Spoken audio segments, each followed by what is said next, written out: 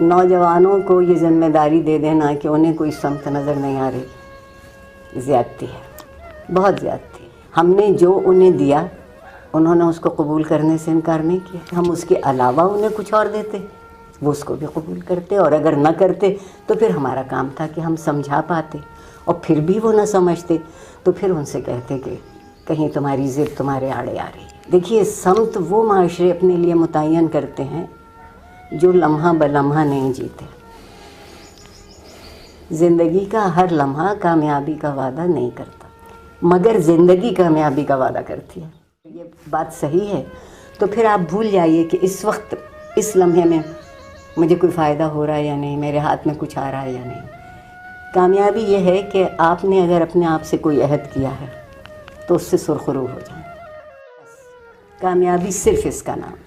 ہمارے یہاں کامیابی یہ ہے کہ کتنے ہندسے ہیں میرے بینک اکاؤنٹ میں اور اس کے آگے کتنے صفر لگتے ہیں۔ کہ معاشرہ کہاں کھڑا ہے؟ پانی پہ کے بلبلے پر کھڑے معاشرے سے آپ سمت پوچھ رہے ہیں۔ بہت کچھ کیا جایا ہے، آج کل یہ بڑا متقی پرہیزگار معاشرہ ہے، سارا دن آپ تبلیغ اور تلقین کی باتیں سنتے ہیں۔ اب تبلیغ اور تلقین ہر طرح کی تجارت سے وابستہ ہوتی جاتی ہے۔ تلقین اگر نام و نمود کی خاطر کی جائے گی تو وہ تلقین نہیں ہوگی، اشتہار ہوگا۔ تلقین تو آپ اپنی ذات سے اٹھ کے کرتے ہیں اور دوسرے کی ذات سے بھی اٹھ کر کرتے ہیں۔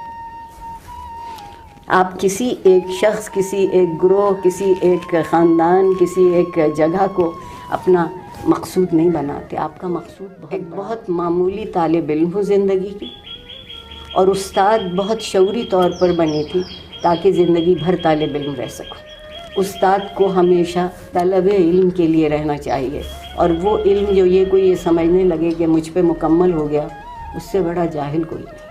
پروردگار نے ہمیں، میں یہ بات کہتی نہیں تھکتی، ہمیں قرآن میں 2 لفظوں سے یاد کیا ہے، ایک ہمیں آدمی کا ہے اور ایک ہمیں انسان کا۔ آدمی میرا اور آپ کا یہ ظاہری وجود ہے، مادی وجود ہے، یہ بھی حرمت کے قابل ہے، یہ بھی عزت کے قابل ہے، کیونکہ اگر میں اپنے مادی وجود اور اپنی زندگی کا جو مادی حوالہ ہے اس کی حرمت نہیں کروں گی تو میں کبھی انسان نہیں بن سکتی۔ انسان کے معنی ہے آپ کا اخلاقی وجود۔ میرے رب کی تمنا یہ تھی کہ اس حیوانی وجود میں، اس مادی وجود میں ایک اخلاقی سے کوئی غرض نہیں، کیونکہ اخلاق کے پیمانے ضرورت کے حساب سے، معیار زندگی کے حساب سے، طلب کے حساب سے، شہرت کے حساب سے بدلتے رہتے ہیں۔ چلو تم ادھر کو، ہوا ہو جدھر، کبھی آپ کی طرف گرم جھونکا آئے گا ہی نہیں۔ سمت تو وہ مقرر کرے گا، کہے گا مجھے جانا یوں ہی ہے، ہوا ٹھنڈی ہو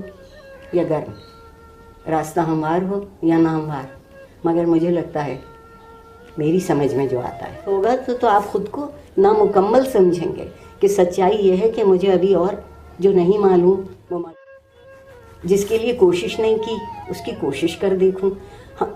آپ کو شاید یہ لگے کہ یہ میں بالکل لفظی باتیں کر رہی ہوں، نہیں ہے۔ میں نے اپنے خدا کا میں احسان شکرانے کے طور پر بھی نہیں ادا کر سکتی کہ میں بے حد مطمئن انسان، مجھے نہ اپنے آپ سے شکایت، نہ زندگی سے شکایت، نہ زمانے سے شکایت ہے، اللہ سے شکایت کا تو سوال ہی پیدا نہیں۔ نہ میری، میں اتنا ہی کر پاؤں گی نا جتنا میری سمجھ میں آئے گا، تو جتنا میری سمجھ میں آیا اور جتنی میری استطاعت تھی، جتنی میری توفیق تھی، اتنی نیکی سے کر دیا۔